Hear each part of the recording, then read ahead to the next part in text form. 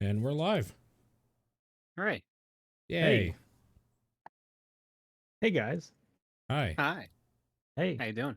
Hi. I'm pretty good. How are you guys doing? I'm doing all right. Yeah. Okay. Yeah? What's new in your neck of the woods? Not all that much, honestly. Yep. About the same. I read an article headline today that Berkeley is going to require vaccinations to go to like movie theaters and the gym and stuff, and that's great. Love to see that. Feeling safe. Meanwhile, here, it's best left unsaid. Just do whatever you want. Pretty much. Yep. Yep. I booked a impromptu road trip to go to Oregon for the long weekend. Just making my way up to PAX West, like Mm-hmm. a Oh yeah. responsible person. Yeah. No, we're going to Portland and we're taking a detour and we're stopping in Bend to go to the last Blockbuster. Nice. Nice. Yeah, I'm pretty excited. And I posed the question to you. If you guys went to the last Blockbuster, what would you pick up some merch? What would you buy there as like a souvenir of the last Blockbuster? I feel like it'd be weird that you can't rent a movie there, but like I guess it's because you have no way to return it. Yeah, I mean, I'm not gonna rent a movie. That's absurd. Yeah. Um, I I don't mean, know. Some I'm hoping. blockbusters used to sell movies and games, so if they had a movie or game I wanted to pick up. Yeah, I'm probably gonna pick up like a Blu-ray. There's probably something I want. Um, I'm hoping there's a shirt that just has Blockbuster, just the logo on it. Just I the would love logo. that. I think that would be awesome. What about you, Paul? What would you pick up from a Blockbuster if you even cared? I don't. I. No? It would be Okay. a cool trip. I wouldn't buy anything. Part of me, like, I want to just be like, yeah, I went to the last Blockbuster, and the other thing is, I kind of want to just help support it a little bit. Mm-hmm. Maybe it can stay open for one more day if I buy a shirt or something. I don't know. I don't want it to go away. Yeah. So I'm Legitimately, I've been definitely. curious like how well they are doing. Did you watch the documentary that came out last year? No. Yeah. Yeah, so there's one on Netflix called The Last Blockbuster. You should check it out. Um, it seems like they're doing fine, but it's always like every time they have to like renew like the store's license or whatever, it's just this big question of like, is corporate going to do it? And like they every kind of 4 years they don't really know what's to expect. Right. Um, but yeah, if people haven't seen it, check out that documentary. It's kind of interesting for sure. Yeah. But yeah, I'm gonna go there. Gonna take a selfie out front. Hey, I'm here. Look at this thing. Yep. This is crazy. Um, and what I do love, and I saw this in the documentary, is like it looks like identical to how I remember it. Yeah. And I think that's just gonna be trippy walking into like an almost like literal time machine of like I was standing in one of these like 10 years ago. Yeah. And you were working in one of them 10 years ago. I mean, I worked for maybe like 2 weekends. I think I did a total of like 2 shifts before I quit. But And yes, you still worked at one, so yeah. technically, I was an employee of Blockbuster um, for a very brief period of time. I wish I had kept that shirt because that was a nice, like, just like a dark blue, just the logo Blockbuster on it. But I gave it back when I quit. Mm-hmm. But that would have been cool to keep. I doubt it would have fit me anymore anyway, though. It was kind of small.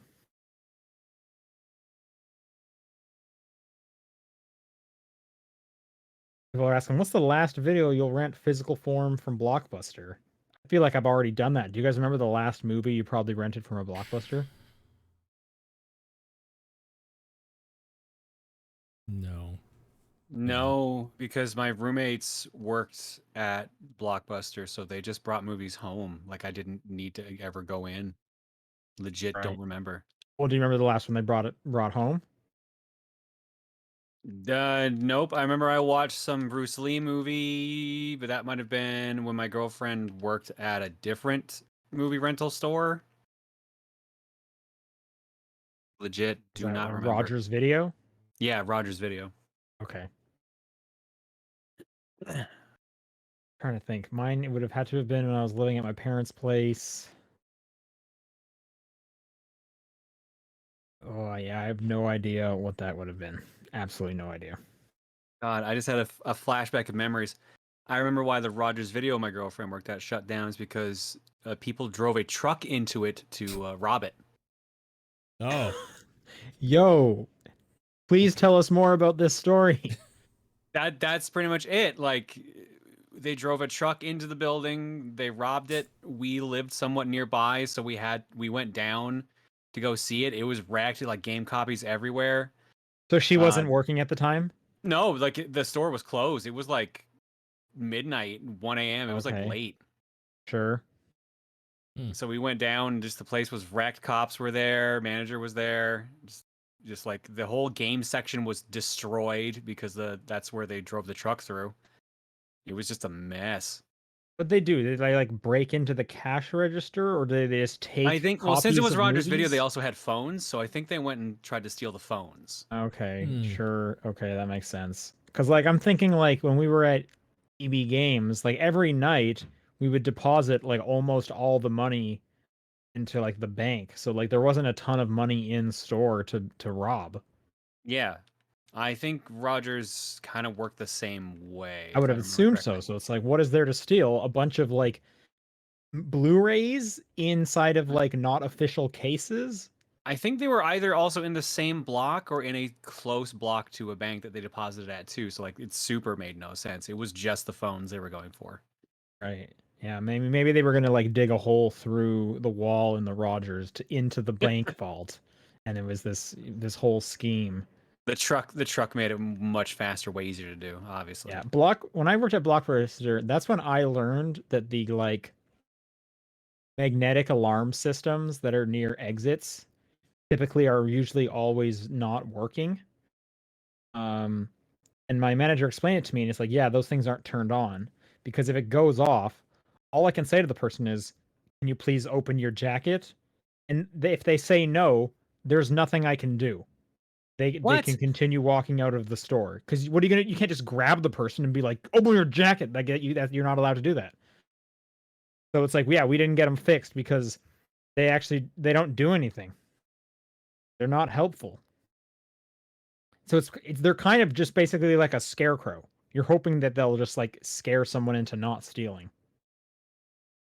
That explains like anytime I go to Shoppers Drug Mart and the beeper goes off, they're just like, yeah, go on. Yeah, exactly, right? Because You like looked back, I know you're not a thief. yeah. yeah. But even if you are, like, what are they gonna do? They're not gonna chase you down. Also, like, as someone making probably minimum wage, you're stealing, from a shopper is probably like cosmetics. They don't care. Shoppers carries games. Oh yeah, that's true. They do carry games, don't they? I don't think I've ever bought a video game from a shoppers. Yeah, I bought a couple. I bought a Switch there at least once. Like the console, a Switch. Mhm. Right on. Paul, what's your best Shoppers Drug Mart purchase? Couldn't Not even including tell you. medication that you needed. Right. That's pretty much the only reason I go to Shoppers.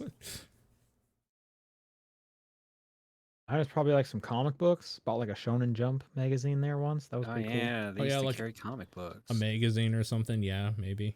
cool. Sure. Yeah. Okay, well, I'll next week I'll come back and I'll tell you guys all about the last blockbuster in the world. Okay. But for right now, this is the Top Down Perspective, where I'm Sean Booker. I'm Paul Fleck. I'm John Wheeler. And John, why don't you give us our weekly Final Fantasy X update? Well, it's the last one because I'm done. Nice. Okay. Whoa. I'm free. 61 hours total on my file. Not bad. Little does he know, Final Fantasy X was not the last Final Fantasy. You know what? Sucker. I was wondering why. I thought the X meant they stopped right there. Yeah, I ended up pushing for it. I needed to have it finished by Sunday for recordings, so got through it. Still had a bit of content I could have done. I never finished the Omega Dungeon. Yeah. I never got everyone's celestial weapons because some of them are absolute horseshit. Yep. I didn't do the arena fights because some of those are horseshit. True. But like the game itself is done. I enjoyed the game. Little hiccups here and there. Ending's a bit meh, but I enjoyed the ride. Where does it rank on your like favorite Final Fantasies? Ooh. I feel like typically it's a higher up one for people. It's definitely a higher up one. Yeah. Mm-hmm. I really like the core gameplay. The fact that you could just switch on the fly with no penalty was actually really cool. Yeah. A lot of stuff like that they did. The sphere grid, which was weird at first, but got used to it pretty fast. That was cool. But yeah, like I didn't like the mini games that much in the game. Blitzball was all right, but I didn't want to put all the time into it to actually get the rewards that you needed out of it. It just added so much extra time in the game. Yeah, I would say pretty high up. Definitely not my favorite, but I would say like probably top 5. Yeah. Okay. Oh, where's the rank for you? It's top 3. Wow. What's your guys' number ones then? I'm curious. Oh, 6. I mean, right now I have to say 14 because it's never ending, essentially. Okay. As long as they keep up the It's quality. the Final Fantasy. It's the Infinite Fantasy. Yeah, the Infinite Fantasy. Yeah. I think my favorite at this point, I remember liking 3 quite a bit. I liked 4 as well. But I think I really enjoyed my time with Remake. So that I might just say Remake. But 10's probably in a top 5 for me, just because in like my life, that was a big one growing up. Sure. Yeah. All right, cool. That's all I've been playing. Yeah, Paul, I guess you want to give us a Final Fantasy update? Yeah, I've been playing Heavensward, and my first session with it, I sat here for almost 7 hours and didn't realize it, so I'm a little afraid to go back until I put some time in other games right now. Yeah, that expansion is very good so far. The setting is way better, the story is picking up in a crazy way, and it's just going to keep going, so yeah, I'm really, really enjoying that thing. That's the problem. So I was reminded why I kind of have a problem with this game, though, when I had to rebuy my subscription time today. In fact, it's just like, oh, right, it's one of these. So I feel like I need to like get my, what is it, like 18 Canadian a month out of it or whatever. So I feel like I have to play. It's more than Game Passes. Got ya. That's that's the whole thing right there. Yeah, exactly. And when I do play, I have a really good time with it, but there's also this weird feeling of like, what am I doing with my life? I need to play it because I'm paying for it. Sure. Yeah. It's guilting you, is what you're saying. It is a little bit guilting me. Yeah. And I mean, you did this to yourself. Like a week ago, it was like, hey, you have 7 days left. Just giving you a heads up. I'm just like, oh shit, the clock's on already. But yeah, it's fine. The other game I played that I want to talk about more is called Tormented Souls. It's a game that came out on August 27th. One that has been shown in a few like indie things here and there. It is just a love letter to classic survival horror games. If you played the old Silent Hill games, Resident Evil, Alone in the Dark, you know exactly what to expect, and it's that in 2021, and I am absolutely in love with it. I really, really enjoy it quite a bit. Okay. Yeah, so it has a bunch of mechanics from the different stuff. Obviously, it's you have to worry about like your inventory and kind of, it's a giant mansion hospital type thing, like a giant escape room type thing, which is the kind of the Resident Evil thing. It has a lot of Silent Hill in it with how the camera angles work and just giving you an overall uneasy vibe just based on how like the cameras move with you or against you or kind of do like topsy-turvy things in weird areas and obscure things just out of line of sight.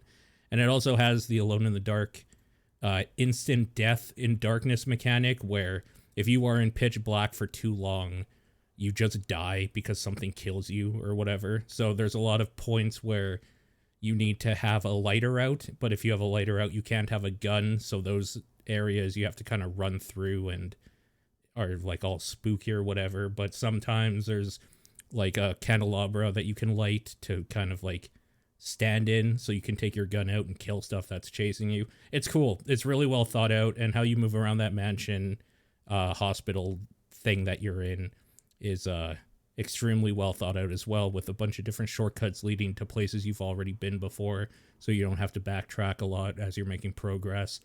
And it has a whole bunch of little puzzles in it that are really good. That game is just absolutely fantastic, and for $20, anybody that likes those old style games should pick it up.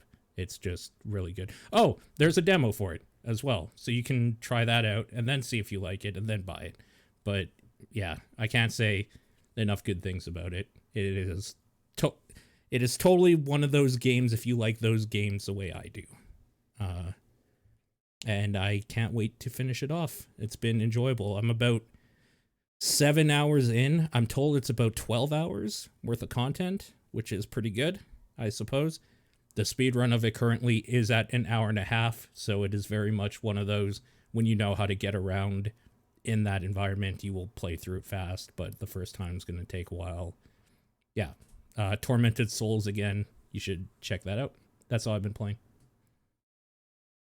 All right, my Final Fantasy update is this Game Boy Advance copy of Final Fantasy VI is still on my desk.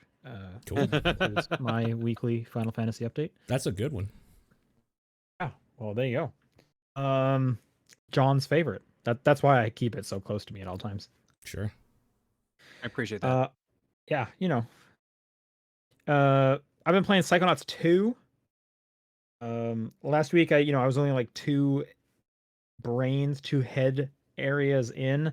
Kind of right after that, you get to go outside the Psychonauts headquarters, and that game is real big. Like, it is just a real big platforming area you can run around in.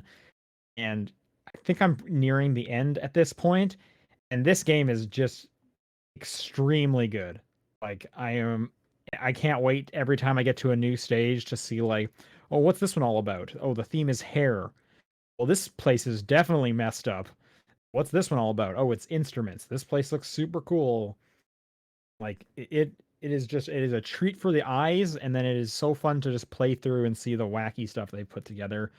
I cannot recommend this game enough, and like, the momentum it has, and will just keep pulling you throughout the whole thing. It is a really great product. So again, I was saying this last week, good on Double Fine, but like, I am thoroughly enjoying Psychonauts 2. I'm like bummed that I'm even nearing the end. I would definitely have played more of this for sure. And in fact, I went and bought Rhombus of Ruin because it was $5. There's a big like PSVR sale this last week. So for $5, like, yeah, I'll go play through that again. So, or for the first time. Yeah. I was so sad it's on that I missed out on the physical for that, because it was only exclusive to Fig. For which one? Psychonauts 2. Psychonauts 2. Okay. Well, I mean, it is on Game Pass, so you have a copy for free, quote unquote. True, but yeah, but want to support the devs I'm sure that is supporting the devs. and have a physical copy I can hang on to. Okay. Yeah, that's true. Well, hey, maybe like limited run games will like make another one if it's. Who knows? I don't know. Yeah. Other than that, I went and revisited some Borderlands 3 because I picked up the second season pass. Which is weird. So the first season pass was 4 distinct expansions, like a whole new area with like a storyline, yada yada. They did that 4 times. In the second one, it's not like that at all. So there's 4 pieces of it again. The first is a raid, which is actually really short. It's basically just a boss fight. The second one is another like kind of narrative expansion, but it's not in a new area. It's in areas you've been to, but like a new sub areas within there.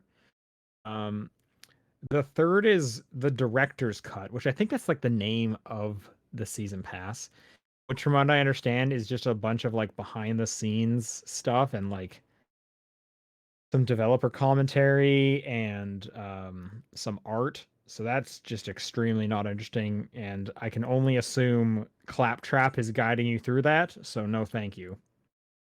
And I will say for the Claptrap adverse out there, he does show up in that piece of narrative, like the actual kind of expansion part. So like, yeah, I'm as disappointed as you are. And then the last chunk of the season pass is just like some cosmetics, I believe.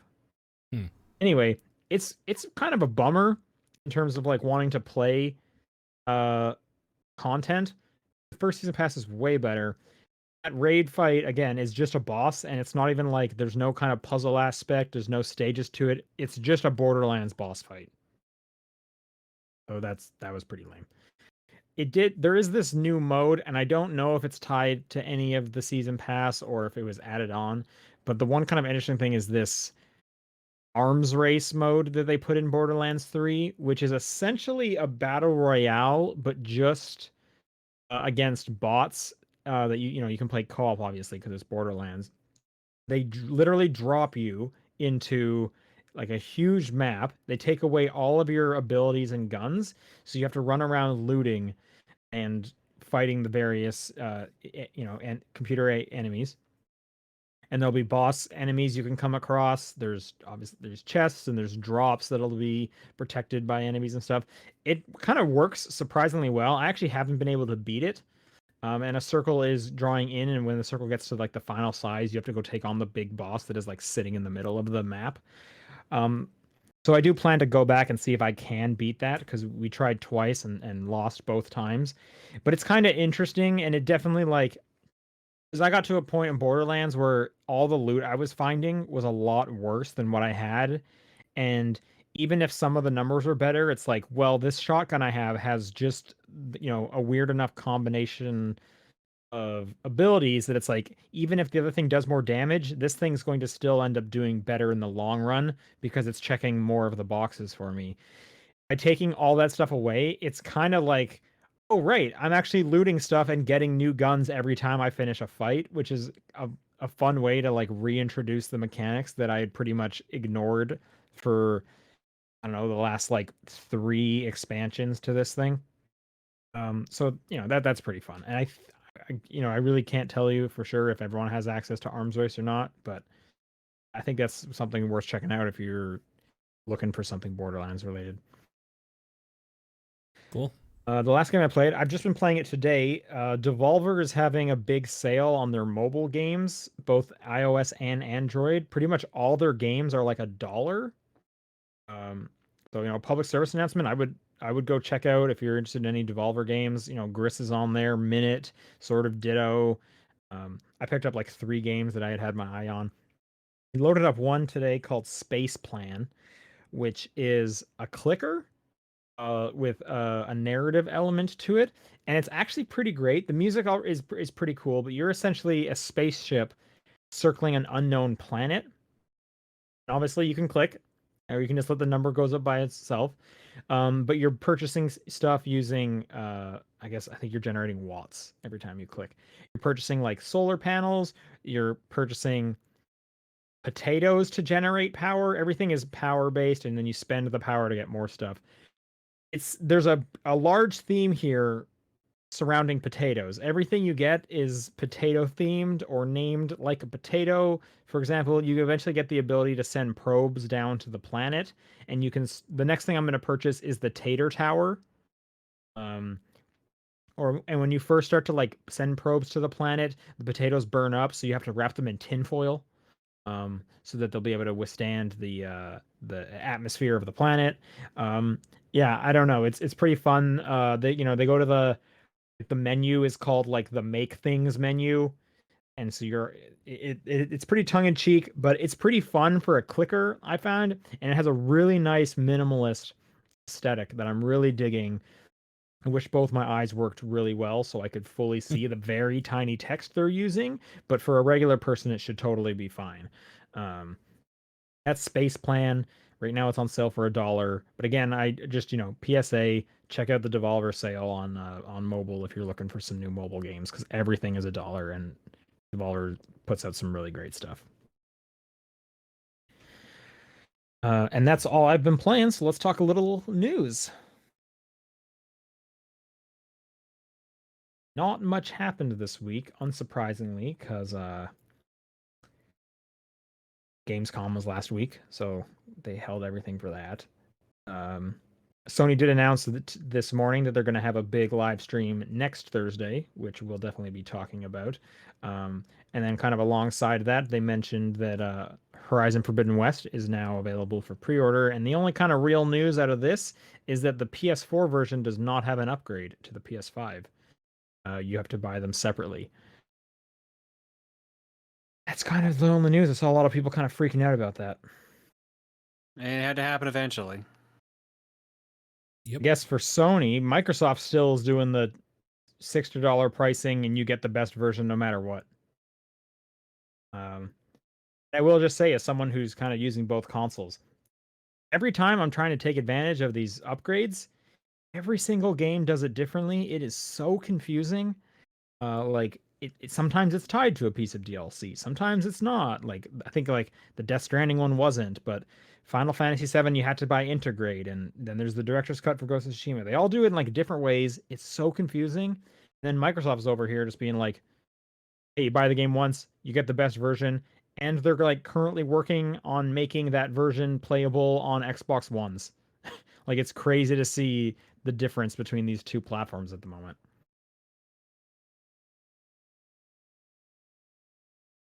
This next one, just kind of another short one that we finally got some gameplay. In fact, a gameplay trailer came out for Midnight Suns, that new Marvel game that was announced last week at Gamescom.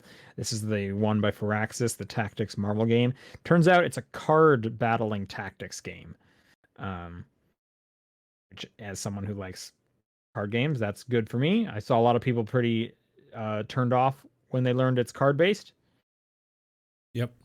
I don't care about that thing anymore at all. So. Now I'm looking through it. It's interesting, Paul. I know you're like a Slay the Spire fan. Like you do like card games. No, not anymore. I don't. I'm sick of that shit. I'm sick of every game aping that style. So no. Okay, well, I mean this. I mean, to separate it from Slay the Spire, it's not a typical deck building game. There is still a tactics element. It actually reminds me a lot of like Metal Gear Acid, where it's like use this card to do an attack. Yeah. And there is like a distance that you have, so you have to kind of line up things. So there is a tactics and a spacing element to it. But your abilities are, you have a deck of cards you are dealing with. So yeah, it looks kind of uninteresting to me. I'll wait for a little bit more gameplay, because it's very little gameplay they still showed in that. So I'd like to see like I don't know, maybe a rundown of a stage. I'm with Paul on this. I need to see a full stage playthrough, or at least more than just a small section of combat. Yeah, a lot of cutscenes in that. And I mean, it's your favorite heroes doing their thing. So, like, yeah, that's fine. Sure. Yeah, again, that comes out March 22nd, 2022. Yeah. So I'm sure we'll see more of this. This was sent in our Discord, so I'm just including it. Windows 11 is coming out October 5th. Ugh. Right. Which means I'll check it out next year when the problems are all fixed. When the bugs are gone, yeah. Does your PCs handle it? Have you done the little like tool to see if you're even like available to use it? I haven't even checked, no. I did. My processor is too old. Oh, really? Yeah. Which sucks. Like I have an i7, but I don't have like a 4th gen i7. I think I have like a 2nd gen, and I think 4th gen i7 is like the cutoff or something for. I don't know if that's for everything or if that's just for i7s or whatever, but they said mine's too old. So it's like, okay, well, oh well. Yeah. I don't know. The one thing I'm interested is I'm curious because they keep talking about like remodeling like their app store and how their like game integrations work. So I'm curious about that side of things, but they haven't really shown or talked much about that. So there's not a lot of news on that front. Yeah, I'd be interested to see that too, because their store right now is fucking terrible. One of the worst on the market. So. Like their app, like the Xbox app? The Xbox, one you're talking about? No, I'm talking about the Microsoft store. Yeah, the Microsoft store is pretty bad. It's I don't think I pretty really fucking use terrible. that one. Anytime I'm playing a Microsoft game, it's like I use the Xbox app and play my Game Pass Ultimate games. Sure, you have to upgrade or you have to update that through the Windows Store though. Okay, yeah, So I don't know. that might be the like one time you ever use it probably. is doing that. All right, and last news story. I saw this making some headlines at the beginning of the week. China has a new gaming regulation that imposes on minors under 18. They're only allowed 3 hours of gaming a week and none on weekdays. This has been updated to 1 hour, actually. Got cut down, did it? Yeah. And this is also, I believe, online games specifically. Yeah, and like you said, minors. So like people over the age, I think, of 18. I'm guessing 18 is their 18, cutoff. Yeah, are free from it as well. I guess it's to combat game addiction, which they think is an epidemic. The real reason is for control over its people, because it's China. But, you know, that's neither here nor there. I guess the previous policy was 13.5 hours per week.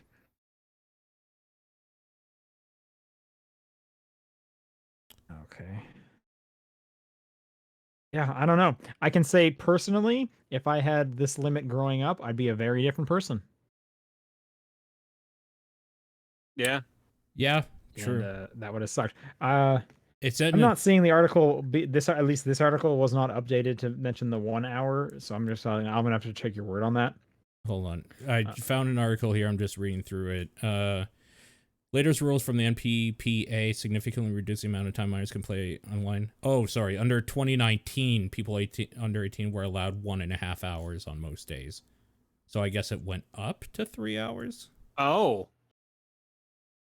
Really? Because I was seeing they had 13.5. You're in the same article? No, I'm in CNBC. Okay, yeah. This article is also mentioning, let's see. Most recent ruling, introduced in 2019, stated minors could only play online games between 8 a.m. and 10 p.m. for 1.5 hours on regular days and 3 hours on holidays. Yeah, okay, that's what it is then. During the week, you can only do it for about an hour, and on the weekend, you can have 3 or something like that. But I think they changed that to only 3 per week. Is the idea? I don't think you can do any on the weekdays anymore. Exactly, that's what it is. And you are right, online gaming per week.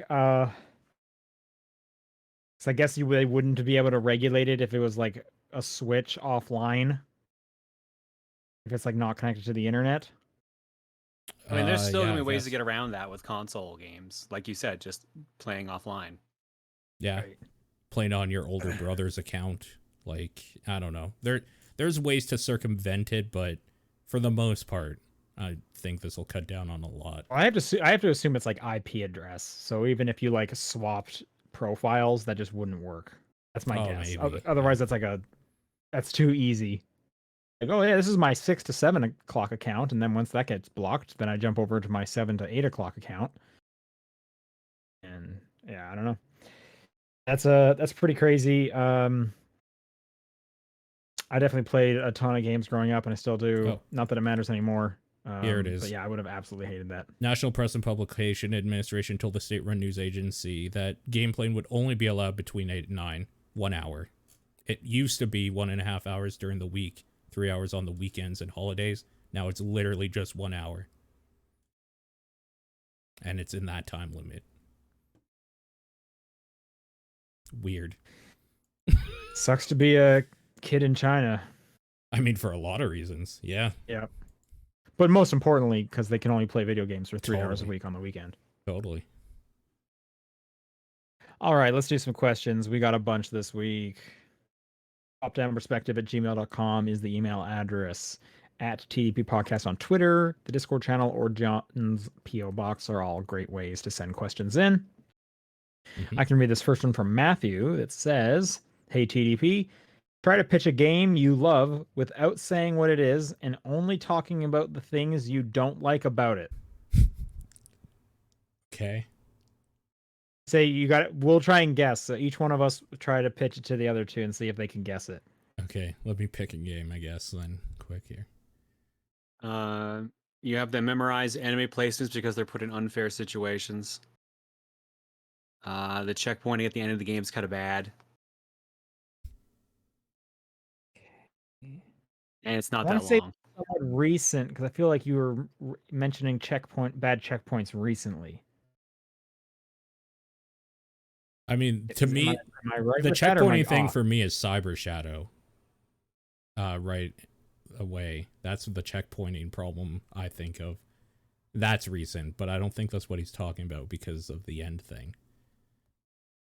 Well, also it says games you love. And games you love. Yeah, true. Is it not a recent game? No.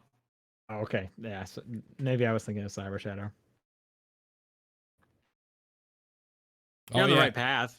Yeah, I guess Ninja Gaiden, right? Because Yeah, that's what yeah, Cyber Ninja Gaiden, Shadow okay. is kind of I was trying gonna to... say like birds try to kill you, but I'm like, no, that's too obvious. Yeah, that one is pretty obvious for sure. Oh my god. Okay. You have one, Paul? No, not quite. Do you have one? I'm trying to think of a game I love that I don't typically like bring up all the time on here. That's exactly what I'm trying to do too. That's why it's kind of difficult.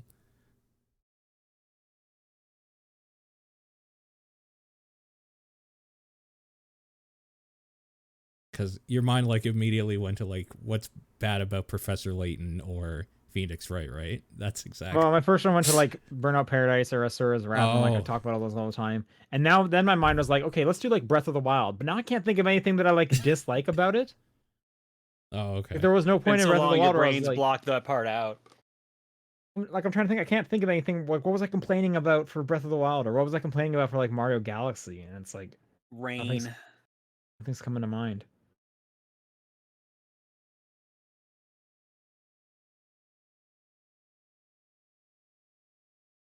I like how this was super easy for me, but you two are just like struggling with this. I don't got a good one. Anything for you, Paul? I don't have anything good, but that besides like the obvious things that you would just guess.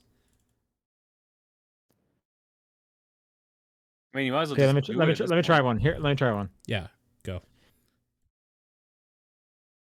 I don't love. See, this is gonna be too obvious. I don't love that when you have to play through it the second time, it's pretty much the first playthrough again. Yeah, okay. I know exactly what it is.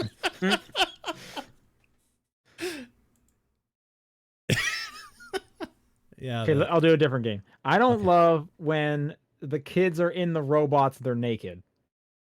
I mean, I know what that is. I assume that's 13 Sentinels. That's. I want to say 13 Sentinels. The first one was near Automata. Yeah, that's what I figured it was near. That's really funny. All right, Paul, you say one or you read the next question? Well, I mean, I'm reading the next question anyway. All right. Yeah, I'll just read the next question. Boca writes, what type of games do you think were possible in the past but are harder to market / sell now that physical as a format is being used less and less? Example, how you would use CDs in Monster Rancher to create monsters.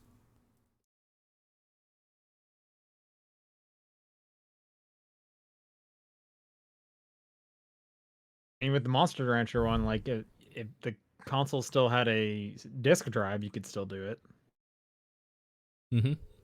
But the remakes are coming to Switch, aren't they? You wouldn't be able to do it. Yeah, so the remakes apparently have like a CD library you can just load, pick and choose from. Okay. I don't know. What games need a physical version to function? I guess you could say Game Boy games, like those kind of games. Assuming you just didn't emulate them, like old style games. But wait, why do they need to be physical to be a game? Well, that's what I'm talking, because the question was specifically about physical. What I'm saying is, like, you can play a Game Boy game, like a ROM of it, and it's fine. The only thing that comes to mind for me is like, I'm not saying not counting ROMs, like they're hard. Like Boktai, because you need the solar thing. Yeah, stuff like that. Things that have tilt controls can be hard to emulate. Well, I was gonna say the tilt control ones. I'm like, most things have a gyro sensor in them. I feel like you could still like put it on phones, put it on the Switch. Now you can, yeah. Yeah.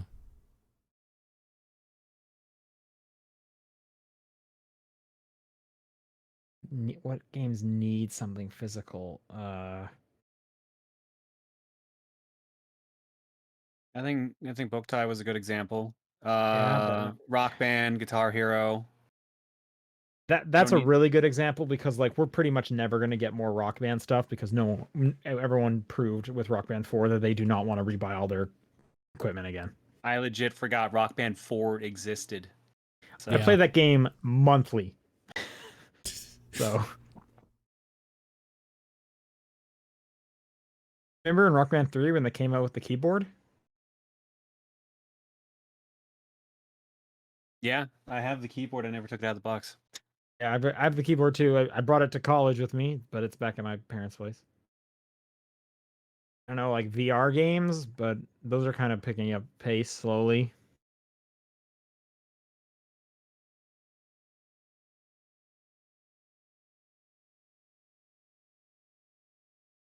I don't know. I guess another one that comes to mind is like Hotel Dusk because there's just something kind of unique about holding the DS like a book.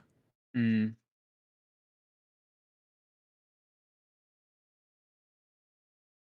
I guess a lot of DS games in general. Any game that kind of used the folding screen, the folding screen. You kind of lose that part. Yeah. I don't know. It's pretty rare. I think digital games are the future. Yeah. From Dead and Sky, most of you have a favorite console, but does anyone have a least favorite console? The game.com. The Tiger Electronics game.com. That version of RE2 is spectacularly broken. Yep, sure is. You have one of these? No, I don't actually. I've been trying to find one, but I can never find one in good condition. Okay, what's your least favorite that you own? That I own? I feel like it's pretty easy to just say like one that like didn't even like sell well and died immediately. True. Well, I mean, I can say Atari Jaguar. Yeah. Okay, sure, yeah, there you go. What about you, Paul? That I own.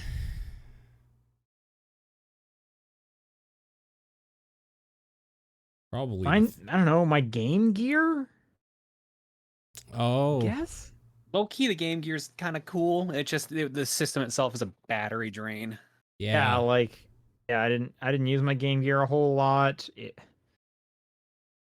I guess it did have a nice screen for the time, but yeah, that battery thing was ridiculous. Yeah, now that I have a way to play them on my TV, it's just like, yep, never going back to that system ever again. Yeah. Out of the ones I own, it's probably the 360, because why would I buy consoles I don't like? Like, that seems stupid. The 360 is your least favorite console, really? Out of all the ones I have? Yeah, probably. I only bought it to play a couple games with friends. I don't particularly like it. That was like my main console during that thing, so like I have very fond memories of my 360. Yeah, same here. That was my main system that era. Piece of trash, that system. No, I'm kidding. I just don't buy systems I don't like.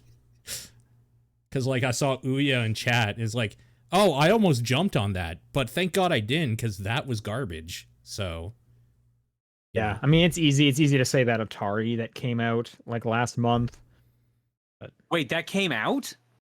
Yeah, you can go buy them. I mean, I listened to Giant Bomb talk about it. Jeff went out into Best Buy and bought one of those. I forgot about those. That thing. Holy shit. Isn't the new Intellivision still on its way coming? I guess so. Yeah, that's still coming out. Damn.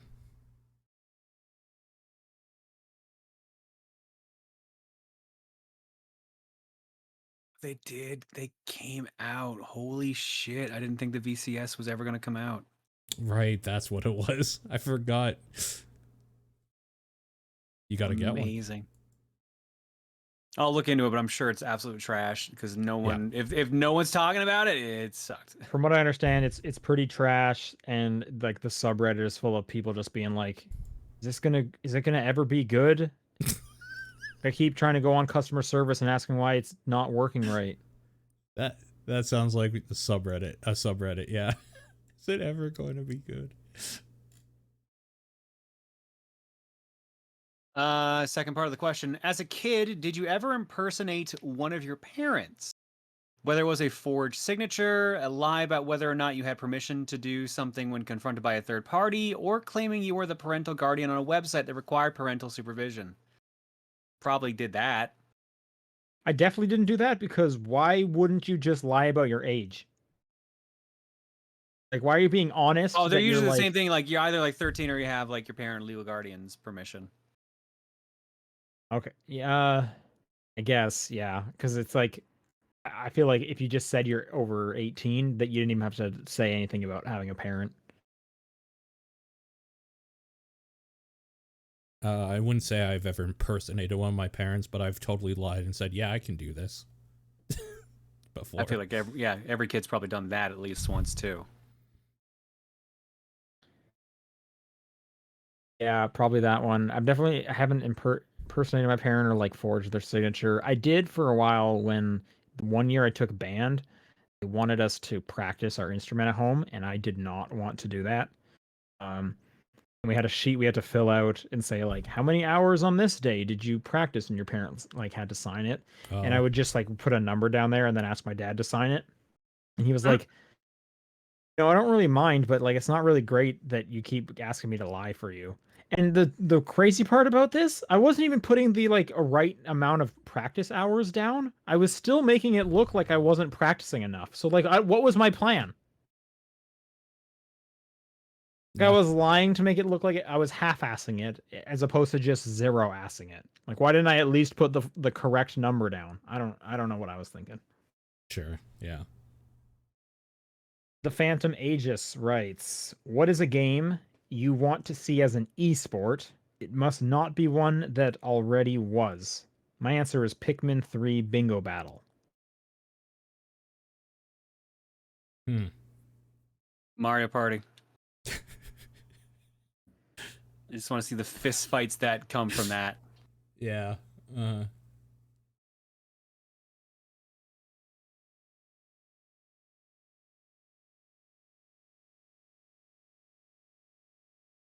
feel like we get this question every now and then, and I never have an answer for it.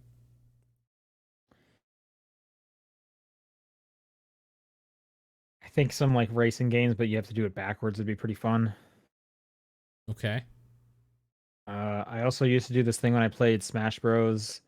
Melee where you turn off all the items except for Mr. Saturn. We played one of the F-Zero stages where it was like on the track, and the whole goal was you have to try and keep the Mr. Saturns alive. You had to like pick them up and throw them back into the middle of the stage. That would be pretty fun to see some professionals do.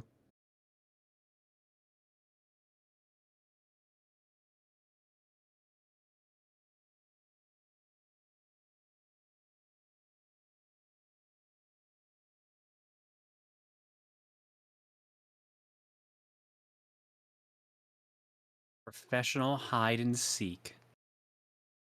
Yeah, that's kind of just Among Us, right? Like Professional Among Us or something. Oh, see, that's professional lying. So. I bet there is professional hide and seek. Like, I bet that's an actual thing. Because there's like professional tag. I bet there's professional hide and seek, and they like set up extravagant, like almost like escape room style arenas. I would not be surprised. I was gonna say, wasn't there like some movie based off of a real life game of tag or hide and seek or something like that? You might be thinking Tag. of. There is a movie called Tag. Yes, that's about tag. There was also a documentary that came out a few years ago about underground tickling fights. No, definitely wasn't that. That is a thing, never though. Heard of that. That's a thing. You can watch that movie. So like if tickling is a sport, I have to assume there's a hide and seek.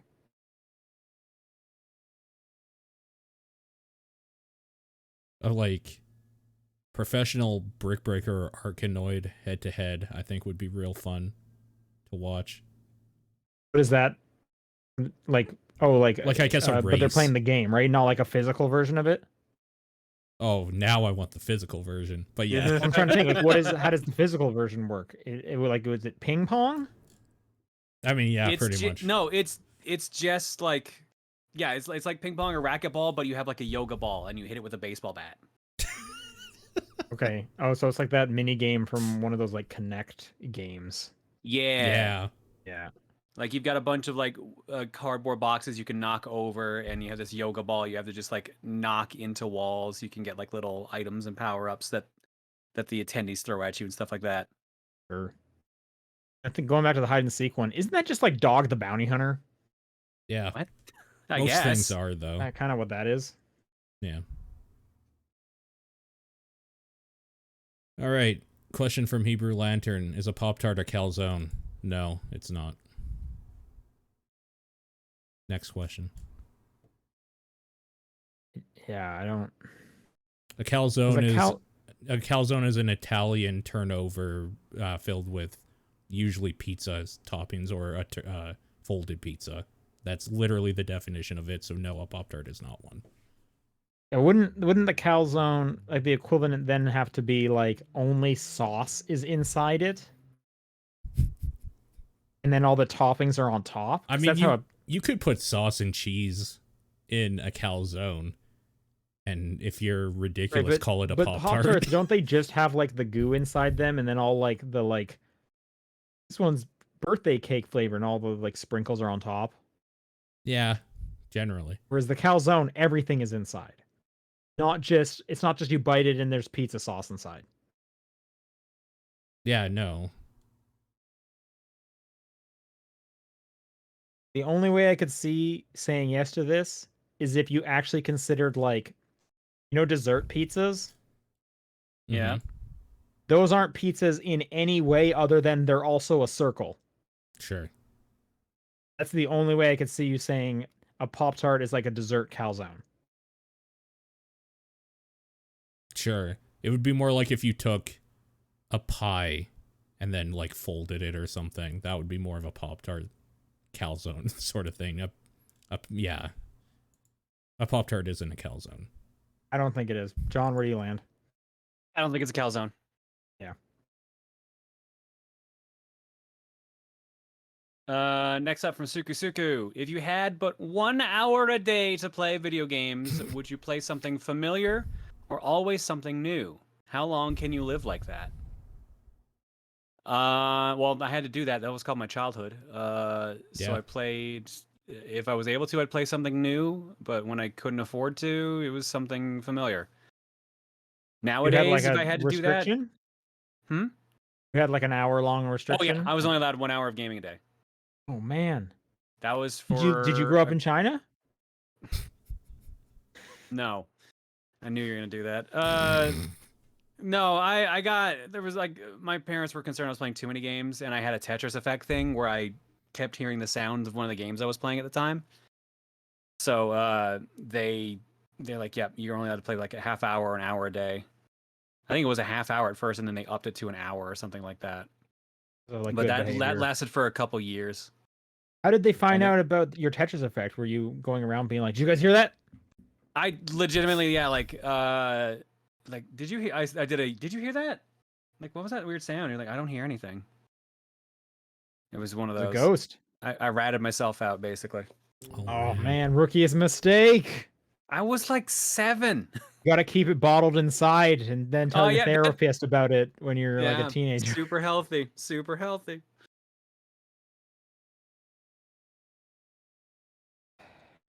I don't know. I feel because like some games, it's like, is it even worth playing an RPG at this point? Oh, was it 1 a week or 1 a day for like 100-hour RPG? That would suck. Yeah, that was kind of what I did with Final Fantasy X. Was just like, okay, if I get an hour a day, like I'll get it done in time for when it's needed. Sure. Yeah. But I mean, even now though, you still have the option of going and playing some other stuff if you wanted to. But just that's your only game for the next 2 months. I would pick shorter games if I only could play 1 hour a day. Yeah, I think so. Yeah. I think I'd still be playing new stuff, but that's just kind of me. I wouldn't just stick to like the one game I play. Yeah. Mm-hmm. But I might kind of do something like if I'm trying to do some like multiplayer stuff with friends, be like, hey, can we make like Thursdays the multiplayer game? Because I can only play very limited windows. I want to like schedule this out. I don't know. Maybe I'm just spitballing there. Second part of the question, what is your comfort game? Pacross. Yeah, it's Pacross. Apex. Third question, what song comes to mind when I say Peaches? Peaches by the Presidents of the United States of America. Yeah, that's the one. Which one is that? Is that the Millions of Peaches one? Yep. Yeah, that's the one. Moving Hate to the that song. country, gonna eat a lot of peaches. That Hate that song. Peaches come from a can. Yep. They were Okay, put yeah. there by a man. That's the one. For some reason, that was on just so much in grade 4. Hate it. If I ever hear that song again, it's too soon. It's because in the music video they fought ninjas for some reason. So I didn't even know that. Yep. My teacher just had like a Napster account always logged in on the like one computer we had, and he would just put music on from his Napster account while we were like doing assignments, and that one for whatever reason came up a lot. weird. VGC Kenny writes, "How good at a game should you be to complete it?" As good as you need to be to complete it, I guess. Yeah. This is a weird question. Like, I don't think there's a limit. Yeah, the game devs expect you to be good to a point to actually get through it, but like you don't have to be like a master like strategist unless the game requires it. Like some games, some RPGs specifically want you to do like a specific build so you can get through like a hard boss or like gear yourself a certain way, and that requires some either forethought or looking it up. I feel like What if you is- set the has a- game on easy? Then you need Well, to be then- good enough to play through it on easy. Yeah. Yeah, I don't. Are we doing complete as in get to end of game? Then yeah, and then it's just as good as the I game think so. demands of you, and depending on whatever Yeah. difficulty you set it on. I'm wondering if there's like an actual meaning to what he's. I'm trying to decipher what he's means here. Because that seems like too obvious the answer. There must be like more to the question, right? It's like, how good at a game should you be? I mean, as good as it needs you to be, really. Yeah, like it just. There's not like a number I can point you to. And it's like, well, as long as you're 55, you're good. Yeah, There you you're go. 55 good on the good level. Good enough to complete it. There you go. And Yeah. that's the same for every game. Like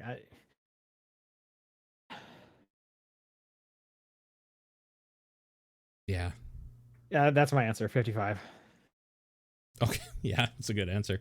Rinku writes in, what's a game mechanic that even if hinted at makes you groan and fills you with dread? Stealth. Unless the Okay. game is entirely around that. Even then, yeah. Okay, that's a good one, actually. Okay. Yeah, Like, I think I'm if kind I'm of going the into same. Splinter Cell and not expecting stealth, I'd be like, what am I doing? But Yeah. Yeah, Yeah, for like sure. a non-stealth game putting a stealth thing in there. But the only way I'm okay with that is if they make it like really easy because they know that people don't like it. And it's more just kind of like narratively, we need you to be stealthy here, so don't go into the really easy spotlight. Kind of like Wind Waker has that like real short stealth section in like the first area. I guess the second area. I saw it in I'm chat, fine. but I'm going to agree. Escort missions, I don't think there's a single one that I've liked in a game. There's ones that have been like, I've been okay with and been like, okay, that wasn't so bad, but I would prefer it doesn't exist ever. I think at this point, gotcha. I just don't have the energy for it. Well, Gacha doesn't really have the energy. It just needs your money. Right, but I just don't want to deal with like I know what the loop is, and I know I'm not going to want to be spending tons of money, so I don't want to deal with the grind. Okay, I gotcha. Yeah.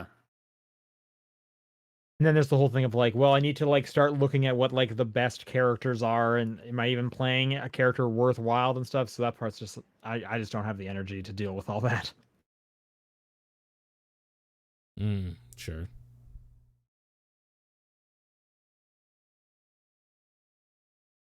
Lineback writes in and says, conversely, what is a game mechanic that almost always gets you interested in a game?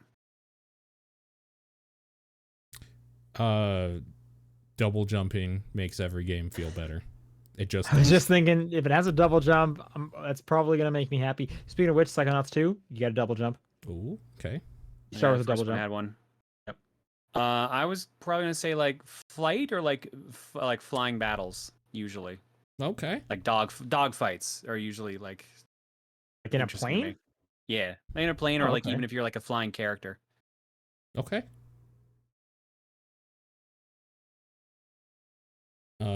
I really like inventory management and like having to make decisions. Oh wow. Okay. About That what seems that feels controversial.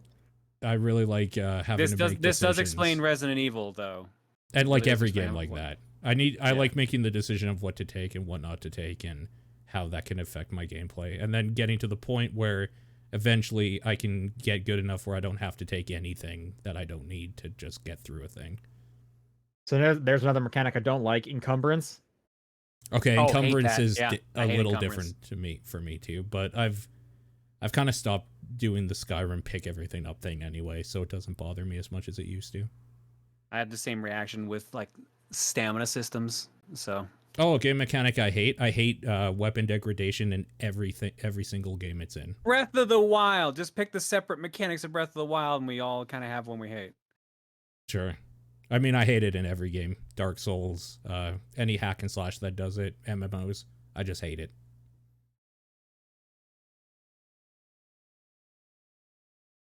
Is it me? I think so, yes. Yeah. Rashman Yep. 7. What do you think is the most difficult game mechanic to explain to someone who doesn't play video games? Double jumping. No, I don't. I'm just kidding. Yeah. That's an easy one. I don't know if this one's hard to explain, but I feel like it's one of like the biggest hurdles for getting someone to play video games is using both analog sticks at the same time. Yeah, true. That's fair, yeah. Because I know like my girlfriend really struggles with that, and where for a lot of time they'll like never touch the camera, or if Sure. when they do touch the camera, they're definitely not moving. It's and it's too much movement or some totally. In that regard, also QuickTime events are usually hell as well because you don't have the muscle memory of where buttons are. Sure, I think that's another easy one to explain. When you see that Yeah. button, you need to press that button. Yeah. One that comes to mind, and this is and the analog sticks made me think about this, is racing games, because I feel like a lot of people who don't play much racing games think that when you're turning, you're like turning like hard every time, Yeah. whereas most of the time it's just you're like feathering the analog stick one direction or the other. Like you're hardly ever doing a hard turn unless it's like a U-turn or something. Yeah. And like when to drift in games that have that and stuff like that's a good one actually. But I'll see a lot of people like usually it's like Mario Kart because I'll get a lot of less, a lot more casual players playing Mario Kart. As I'll see them like kind of swerving along because they're just oversteering, and it's like no, you should just be feathering it. And then yeah, drifting. It's like a new person like will never drift for the most part. I've found it particularly hard, and maybe it's just me, to explain to people that don't play Picross a lot, like why I know certain squares aren't squares that like have anything in it or ones to hit or ones to X out. Like some of them are obvious when it's like a 5x5 and the number is 5, but when you're getting to like the 10s and 15s by 10 and 15 or whatever, like I've tried before to explain how I know that it's like these two are like X'd out always right from the beginning. I don't know. It's just one of those things that you play those games a lot. You just have like a sense for. That's really hard to explain why. Yeah, Really. Sudoku has stuff like that too. Sudoku has stuff like that too, yeah. Yeah. Any Puzzle come to games mind in for you, general. John? Weaknesses. Explaining weaknesses in RPGs, like okay, if you like this Okay. person's weak to physical, but this person's weak to this element. This person's weak to this element. Yeah, unless it's like super obvious, like fire and ice or Yeah. something. It's like, yeah, that But makes sense. which brings Pokemon to mind too. Like, oh, there's like 15 different types. Like, oh, what is this one weak to? What's fairy weak to? Yeah, Like, yeah. why is psychic weak to fight? Or sorry, why is fight weak to psychic and stuff like that? Yeah, true. I agree.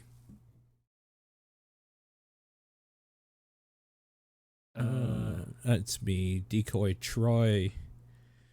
Right, where the hell am I? Okay. In the fight to preserve games from becoming unplayable, how often could a game reasonably be re-released for current platforms to hit that sweet spot of finding new audience that don't have a way of playing the original or last version without becoming Skyrim and just always and forever being released. I feel like if it's got like a Steam version, it's probably going to be okay. Yeah, like El Shaddai just came out on Steam yesterday, and I'm stoked about that because that's a game nobody played in 2011. So, because it had a small release because it was like ITV published it. Yeah, like Ignition, I think is their full name. Yeah, I picked that up a long time ago as a digital copy because it was like $4. Yeah. On the 360. I don't quite understand this. How often could a game reasonably be re-released for current platforms? So that means it's coming out twice on the same platform? No. Like it comes out on the next gen platform. The current platform. I think that's the spot. If it's a new platform, that's fine.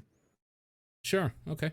Yeah, but like, what about in a situation? Let's say Final Fantasy VII Remake, for example. Like, it came out 1 year before the PS5 did. Maybe it was less. I don't remember. And then it got re-released on there as well. Like, is that too soon? Should it have waited? No, because I feel like with those, lots of games are doing that, and the positive there is these look and play so much better now. So I'm for that.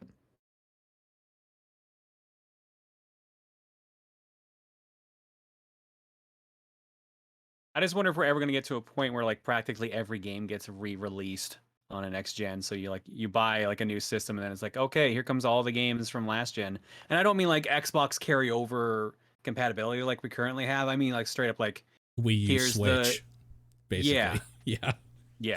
So you're just upset with Nintendo reselling it to you every time? I mean, I think it depends on the value. I think Nintendo gets away with way more than they should. They definitely because like the nice thing with Microsoft is all these games I don't need to purchase them again. I just have it. Yeah, Sony, I like the fact that I can put an original Xbox disc on my Xbox One, and if it works, it will work. Yeah, Sony's kind of hit or miss with that. Sometimes they let you do the transfer, sometimes they don't. Nintendo will continue to sell you a copy of Mario World for too much money every generation, and I don't think that's okay. But I still think them coming out on the new platform is good because there's always every platform is going to be some kid's first platform, right? Yeah. And it's just harder and harder to get the older stuff. Yeah. No, I definitely think carrying over is a good idea. I think everything should be playable to a degree. Yeah, I guess the only time it gets annoying is when that new version, like the price is high again. Which I know it makes sense. They had to put development time in, and we see this like on the Switch, and it's been super discounted. But that's just it's not for me. So there's no way I'm gonna pay for it twice for the most part. Sure. Second question. Since Steam doesn't require ESRB rating for its games, do you think there will ever be another adult-only rated game released? For the record, the last time a game was officially rated by the ESRB as adult-only was 2015. What game was that? Hatred. I'm even surprised to hear there was one that recent, because I would have said no. Yeah. What was it, John? I think it was actually Hatred. It's Hatred. No, it's not. Oh, was there one after? That's the second last one. There's one after. Oh, okay. What was the one? Well, after? they're all the same year, so it might just be alphabetically sorted. But yeah, there's Eden plus there's Hatred and there's Seduce Me. I don't think I know what Seduce Me or Eden are. Japanese visual novel for Eden. Okay. And Seduce Me is the same by the looks of it. There's a Steam page for it here. Yeah, strong sexual content, nudity, strong language, use of drugs. I guess my question is, why would you even go to the ESRB if Steam does not require the rating for its games? Because you want to release it on other platforms. Yeah, that's entirely why you do ESRB. It's the only consoles. reason. Yeah, and I feel like at that point though, does the platform holder even going to accept you? No. It's very unlikely, probably. Otherwise, These more ones you people just would do it. mentioned that were officially rated by ESRB, are those on a console? No. I don't actually know if Hatred is. I know Hatred was The closest one that was on a console was San Andreas, and that was just because of the stupid hot coffee thing. Oh, yeah. Right. So I feel so my assumption is they did this hoping to get on the consoles, and then the consoles were like, no, we don't want an adult only game on this. Hatred's on the Switch? That can't be right. Hold on. That cannot be right. It's not listed on their Wiki It is page, at not. least. Yeah. Google gave me a lie, but I needed to know.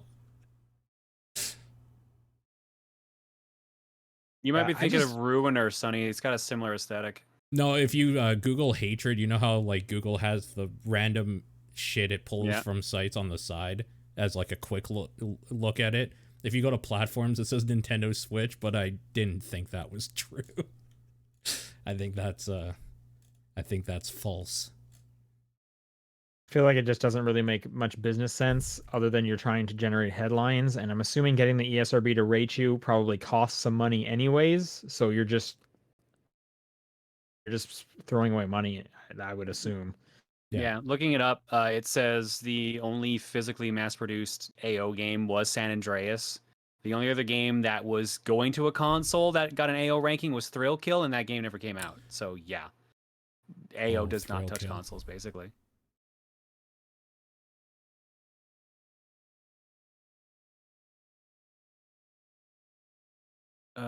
Is it me? I think it is. Yes. Mr. Generic Name says, "What is the game you've put the most hours into?" World of Warcraft. At this point, Picross. Yeah, but if you had to say just one specific one, would it still be Picross? If we're saying just a specific game and like counting the Picross game, the S games as separate games, Yeah. I think it actually turns out to be something from like Payday 2, maybe. Oh yeah, I could see that. At this point, it's probably Apex Legends for me. 351 hours on Payday 2. That's. I think I probably played more of Brawl. Just trying to think of what I play on my Switch that would be that long, and I don't think I can think of anything. So yeah, it probably is either Payday 2 or Smash Brothers. Yeah, Smash Ultimate, 160 hours or more. So Brawl definitely passed that because I feel like I've barely played Ultimate. And last question, Alita1234 says, you are given the chance to eat one food item from any video game you want. Just one, though. What would it be? Example, butterscotch cinnamon pie from Undertale, Rage candy bars from Pokemon. Mushroom from Super Mario. Anyone. I don't care which one. Like a poison mushroom. I was saying you might want to pick a little bit when it has poison mushrooms. Any one of them. Mushroom from Super Mario is pretty good, yeah. I was gonna say ambrosia from Hades. Ooh, tasty. Oh, that one looks pretty good. Yeah, that'd be nice too. Mine, the Pokemon made me think just like a rare candy. Yeah. Level up. Yeah, I'm just like curious what that tastes like, or maybe just like a Pokemon food, or a Magikarp. Yep. You just want to eat a Magikarp? Straight They up? eat it in the anime. Oh, that's a good point.